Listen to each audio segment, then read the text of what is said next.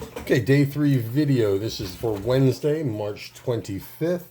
Probably going to be a pretty short video. We're just going to continue on. I'm going to do one or two of the problems from last night's homework and also a couple examples. And then we'll just do 21 through 30 because they tend to get a little more difficult.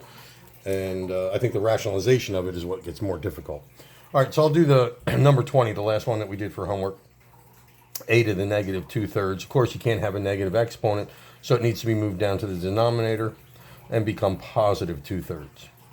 Now we're going to convert that into radical form. The denominator becomes the index, so it's the cube root of a squared.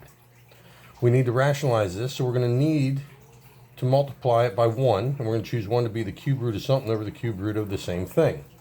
We need this to be a cubed. So if I already have 2 a's, I only need 1 more. So that's going to give me in the numerator cube root of a all over. Now the cube root of a squared times a is equal to the cube root of a cubed. So that's why we got to decide what we're going to pick here to give us the inverse here. So taking the cube root of a cube just comes back to a. Okay. Now a couple examples. What if we had something like x times y to the negative 1/4? Maybe I did one like this. I don't know. It doesn't matter. X is a positive 1. It stays right where it is. The y to the negative 1/4 has to move the denominator and become positive.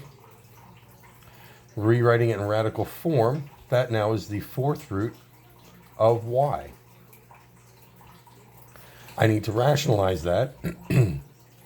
So I know I'm going to multiply by the 4th root over the 4th root. Okay, so y to the 1st, how many more y's do I need? Well, I need 3 more to give me y to the 4th. So I'm going to multiply by y cubed. Giving in the numerator x 4th root y cubed all over. Again, this is the 4th root of y to the 1st times y to the 3rd, or y to the 4th. Inverse operations undo each other. The cube root of, the 4th root of y to the 4th is just y. Okay, 2 more and that's about it. X to the 6/5, y to the negative 3/5. Again, the positive one stays in the numerator. The bottom now has y to the positive 3/5. Okay, that can be written 2 different ways. They both have a 5th root as a radical. It can be written as one big radical, 5th root, with the fraction underneath. But I'm going to choose to write it as 2 radicals, one in the numerator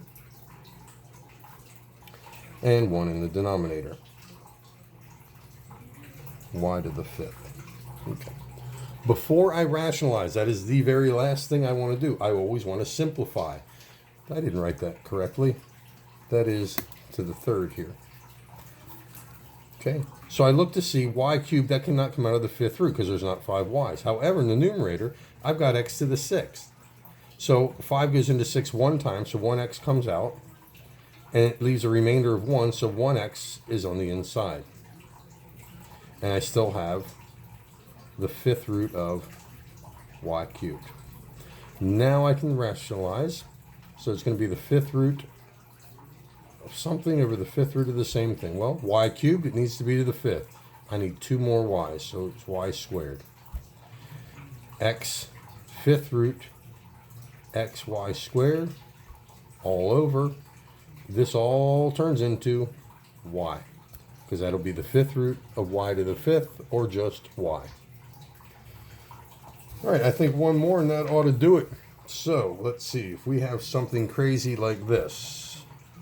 Let's take x to the negative 1/3, y to the negative 2/5. I can't write that under one radical because the denominators are not the same. I need to get the same denominator. In fact, these are still negative, so I got to put them in denominator first and make them positive. So I got 2/5 here. Now, 3 and 5, I need to write them with the same denominator so I can put them underneath the same radical.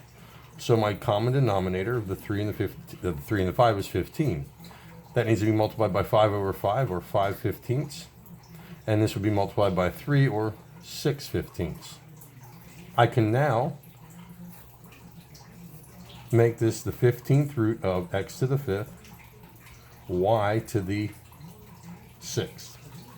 And I need to rationalize that. So I'm going to multiply it by the 15th root. And I just got to make each one of these now raised to the 15th power. Well, I have 5, so I need 10 more. Here I have 6, so I need 9 more.